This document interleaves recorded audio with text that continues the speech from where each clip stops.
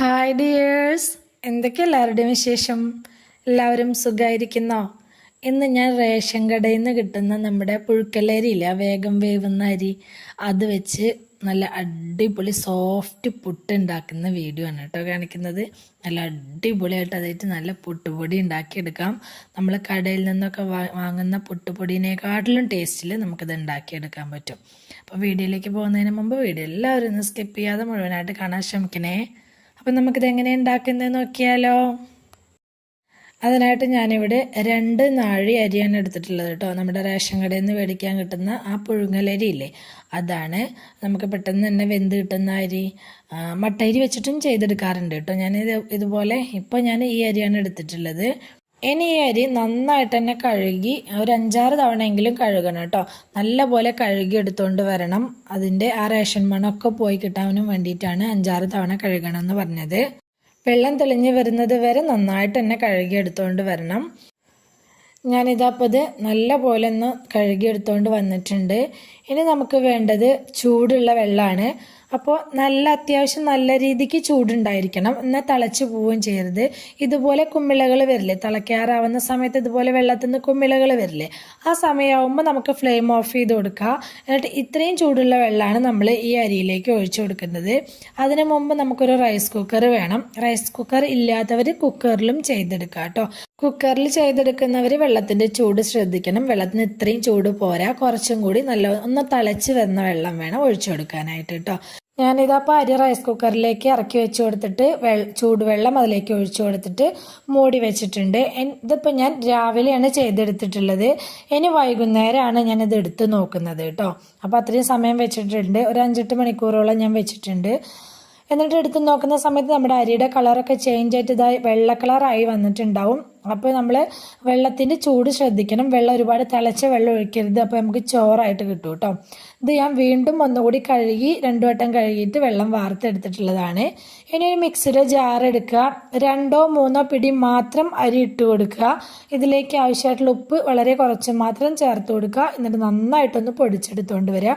നമുക്കിത് ഇതുപോലെ നമ്മുടെ കടയിൽ നിന്നൊക്കെ പുട്ടുപൊടി മേടിക്കില്ലേ, അതുപോലെ തന്നെ പൊടിഞ്ഞ് കിട്ടും കേട്ടോ. അത് ബാക്കിയുള്ള അരിയും ഇതുപോലെ കുറേശ്ശെ ഇട്ട് പൊടിച്ചെടുക്കുക.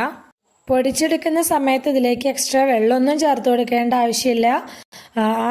അരിയുടെ നനവ് കൊണ്ട് തന്നെ നമുക്കിത് നന്നായിട്ട് തന്നെ പൊടിഞ്ഞ് കിട്ടും കേട്ടോ.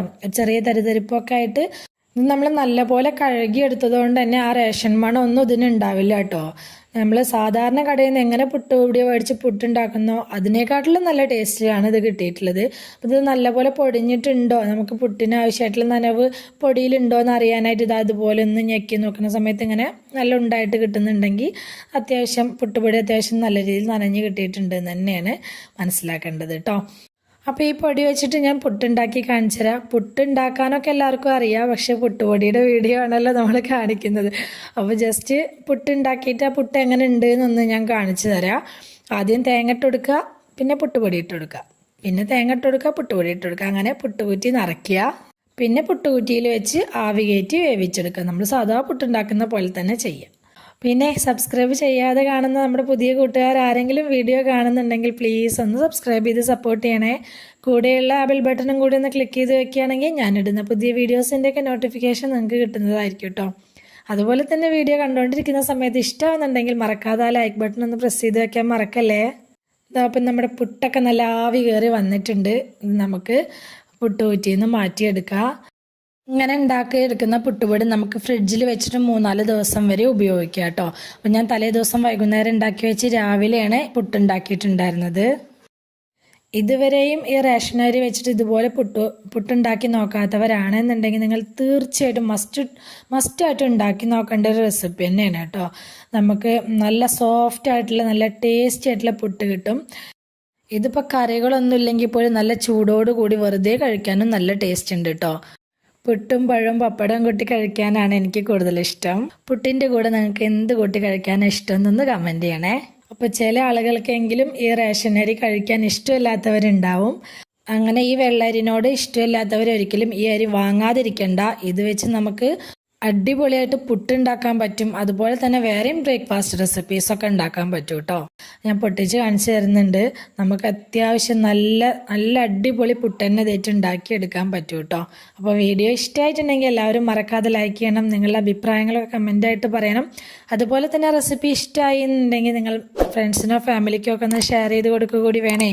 ഇതുവരെ കൂടെ നിന്ന് സപ്പോർട്ട് ചെയ്തിട്ടുള്ള എൻ്റെ എല്ലാ മുത്തുമണികൾക്കും ഒരുപാട് നന്ദി. എന്നാൽ ശരി, സിമ്പിൾ ആൻഡ് ടേസ്റ്റി റെസിപ്പിയുമായി ഞാൻ വീണ്ടും വരാം. ബൈ.